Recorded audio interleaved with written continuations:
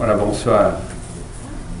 Bonsoir à toutes celles et ceux qui étaient là il y a 15 jours, et bonsoir aussi à ceux qui n'étaient pas là il y a 15 jours et qui sont venus aujourd'hui. Donc je vais refaire une toute petite introduction, justement, pour bien resituer notre programme avant de donner la parole à nos trois conférenciers de ce soir. Donc le thème de notre cycle de cours, ce sont les cellules souches somatiques, réalité, espoir, défi. Et pour vous situer le problème, j'ai emprunté une diapositive à Cédric Blampin, qui l'a projetée il y a 15 jours, de façon à ce qu'on comprenne bien ce dont nous parlons. Nous parlons de cellules souches. Donc ce sont des cellules qui vont donner naissance à un grand nombre de cellules filles, potentiellement. Et nous nous intéressons aux cellules souches somatiques, c'est-à-dire celles que l'on va trouver dans les différents organes du corps. Nous excluons tout ce qui est cellules souches embryonnaires. Nous excluons tout ce qui est cellules souches germinales, ce qui se trouve dans les gonades. Donc nous parlons de ce qui se trouve dans nos organes, dans la moelle hématopoïétique, dans le cœur, dans le foie, etc. Et ces cellules souches, lorsque nous les définissons, sont capables donc de donner un grand nombre de cellules. Ce sont des cellules qui sont différentes des cellules mères, donc elles vont se différencier, elles vont acquérir des propriétés particulières, et on va en voir des exemples très concrets aujourd'hui.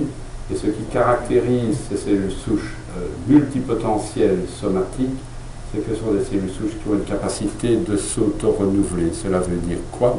Cela veut dire que lorsque ces cellules se divisent, elles donnent d'une part une cellule fille qui va à nouveau se diviser et qui va se différencier pour donner une multitude de cellules filles qui vont avoir une fonction dans le cœur, dans la peau, dans le foie, dans les reins.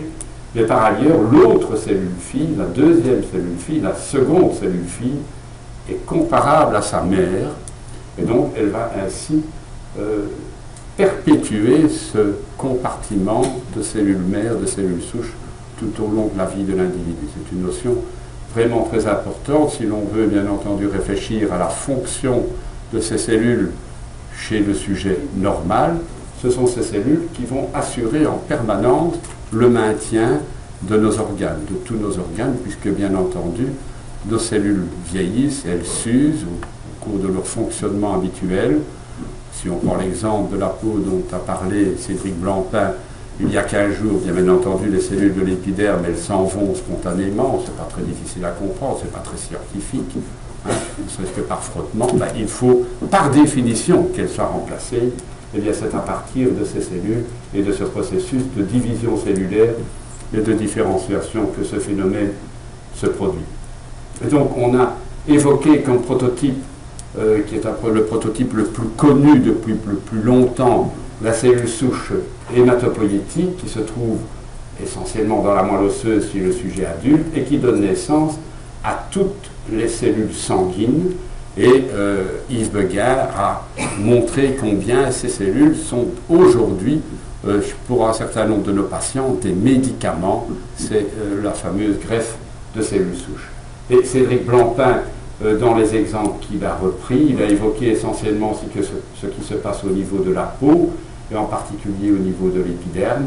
Et il a bien insisté sur le fait que, effectivement, ça participe à cette homéostasie, c'est donc le maintien d'une qualité constante de nos tissus, de nos organes, mais aussi ça contribue à la réparation.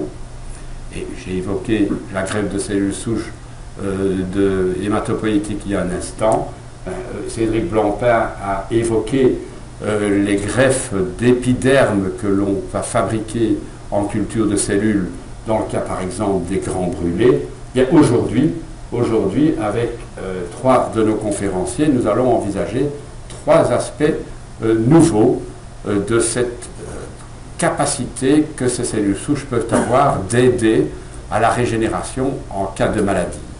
Et c'est toute la problématique de ce qu'on appelle la médecine régénérative ou la thérapie cellulaire. Alors, j'ai pensé, quand j'ai proposé ce programme, qu'il y avait certainement trois thèmes que l'on devait vous présenter parce que dans la partie francophone de notre pays, on peut être fier de constater que suite aux recherches qui sont faites dans les laboratoires académiques, il y a des spin-offs qui ont été créés pour essayer de faire passer de telles cellules de médecine régénérative dans une production industrielle et donc dans une production qui permet de rendre service aux patients.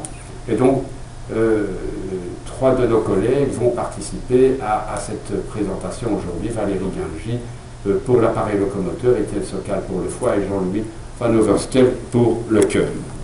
Alors, notre première conférencière, c'est Valérie Guingy, qui est évidemment médecin, qui est médecin spécialiste en physiothérapie, en médecine physique et en réadaptation, médecin spécialiste en rhumatologie, qui est chef de service de rhumatologie à l'hôpital Erasme, donc à l'ULB, qui s'intéresse depuis très longtemps, quand on regarde sa liste de publications, on voit que depuis très longtemps, elle s'intéresse à un problème tout à fait particulier qui peut se produire en particulier au niveau du col du fémur, de la tête du col du fémur, survient parfois chez des patients qui suivent des traitements par corticoïdes pendant un certain temps, une nécrose de cette tête du fémur, c'est ce qu'on appelle l'ostéonécrose aseptique.